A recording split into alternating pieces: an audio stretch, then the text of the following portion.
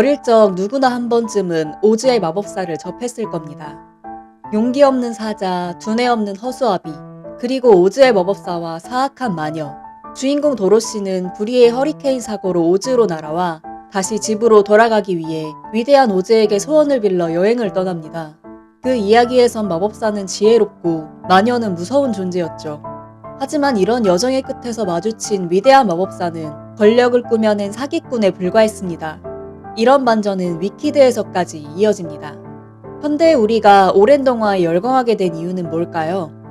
물론 미장센을 겸비한 아름다운 뮤지컬 영화이기 때문이기도 하겠지만 위대한 오즈 시리즈와 위키드에서 보여주는 이야기가 권력이 어떻게 적을 만들고 어떻게 악당을 만들어내는가에 대한 정치적 우화를 공감하기 때문일 겁니다. 이제부터 그 이야기를 시작합니다.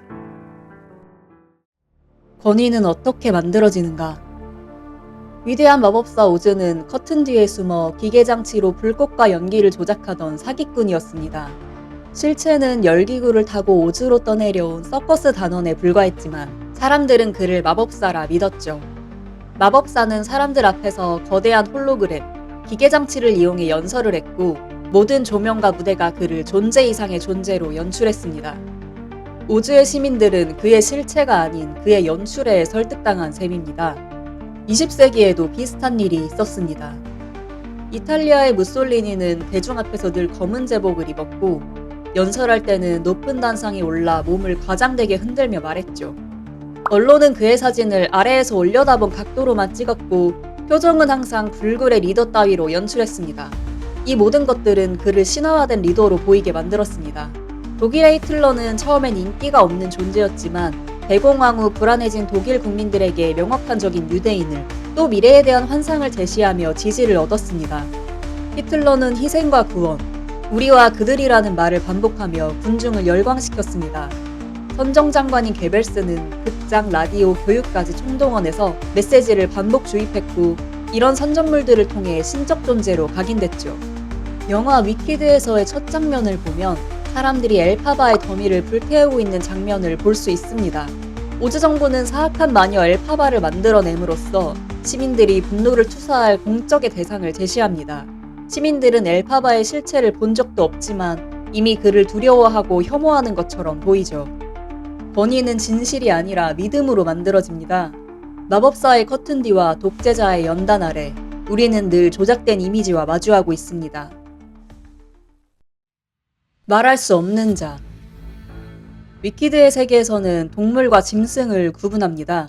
동물은 원래 말할 수 있었고 학생들을 가르치기도 했던 지성 있는 존재였습니다.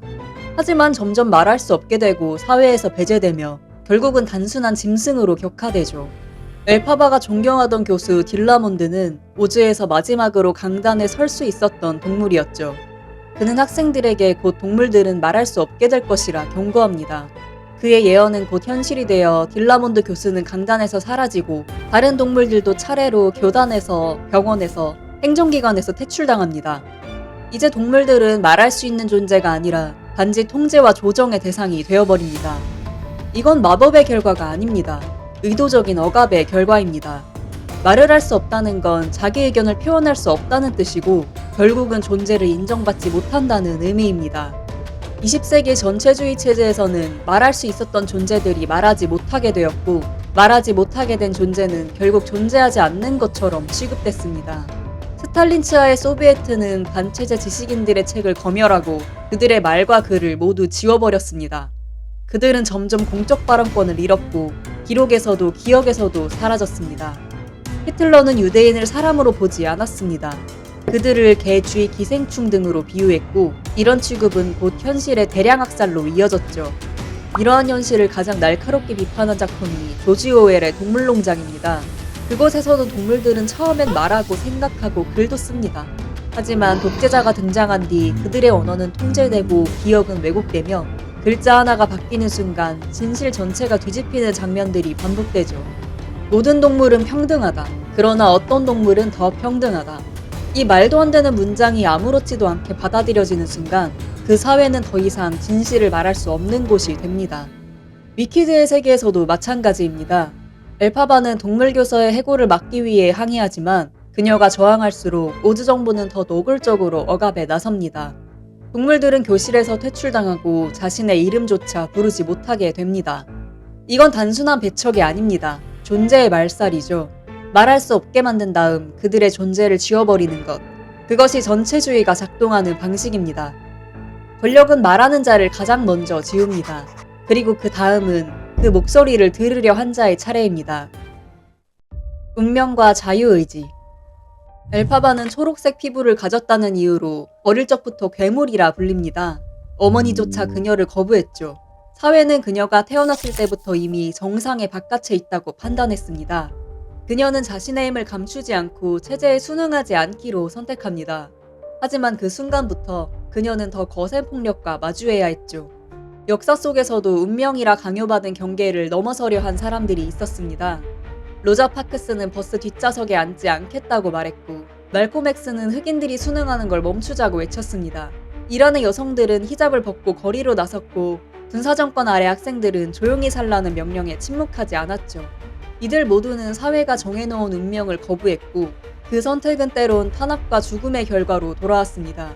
하지만 시간이 흐른 뒤 그 선택은 저항의 시작이었다고 기억됩니다. 위키드에서의 엘파바는 권력의 질서에 동화되려 노력했던 인물이 아닙니다. 오히려 처음부터 자신이 맞다고 믿는 것을 따르기로 한 사람이었죠. 그 결과 그녀는 사악한 마녀가 되었고 모든 이야기에서 악당으로 기록됩니다. 자신이 누구인지, 무엇을 믿는지, 어떻게 살아야 하는지를 스스로 결정한 사람.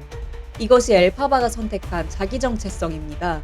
전체주의가 두려워하는 건 단지 능력이나 힘이 아니라 자기 생각을 갖고 그에 따라 행동하려는 의지입니다. 그 자유의지가 역사를 바꾸고 다시 새로운 이야기를 씁니다. 선과 악은 누가 정하는가? 엘파바는 사악한 마녀라 불립니다. 하지만 그녀는 누구도 해친 적이 없습니다. 오히려 부당한 권력에 저항했고 말할 수 없는 자들의 편에 섰습니다. 반면 글린다는 착한 마녀라 불립니다. 그녀는 엘파바를 진심으로 아끼지만 결국 체제에 협조하며 대중을 안심시키는 정치적 상징이 됩니다. 나치 독일에서 유대인을 밀고한 시민들은 국가의 착한 국민이었습니다. 군사정권 시절 침묵하던 교사들은 아이들을 보호하는 착한 어른이었죠.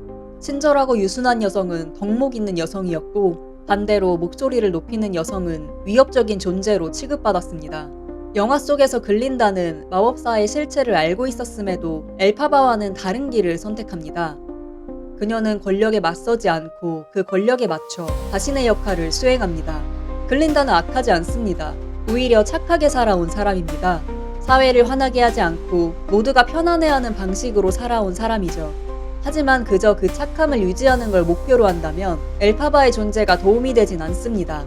엘파바는 투쟁하는 사람이기 때문입니다. 협조하는 사람인 글린다와는 대극점에 있는 존재죠. 엘파바가 체제에 맞선다면 글린다는 체제 안에서 의미를 찾는 사람입니다. 한쪽은 욕을 먹고 한쪽은 박수를 받습니다. 위키드는 선과 악의 기준이 개인의 행동의 결과가 아니라 사회가 정한 도덕의 기준에 따라 달라진다는 사실을 보여줍니다. 그리고 그 도덕의 기준은 사회의 권력이 어느 편인지에 따라 바뀌죠. 우리는 늘 이야기의 이면을 봐야 합니다. 원작 위대한 마법사 오즈에 등장하는 서쪽 마녀는 사람들을 노예로 부리는 등 나쁜 짓을 일삼는 악당입니다. 도로시가 친구 허수아비가 불에 타자 그를 구하려 던진 물통에 물이 튀어 노가 없어져 버리고 마는 비운의 캐릭터입니다. 지금까지의 엘파바를 봤을 때 전혀 매치가 되지 않는 행보죠. 또한 영화 위키드 속 동물들이 말할 수 없게 되고 짐승으로 격화되는 세계에서 초록 피부에 차별받는 엘파바와 모두에게 사랑받는 글린다의 우정을 사랑스러우면서도 조금 위태롭게 그려냈었는데요. 영화 초반 불타는 엘파바의 더미를 바라보던 글린다의 미묘한 표정이 원작 서쪽 마녀의 행보와 더불어 이 편이 어떤 식으로 전개될지에 대한 상상력을 불러일으키는 것 같습니다.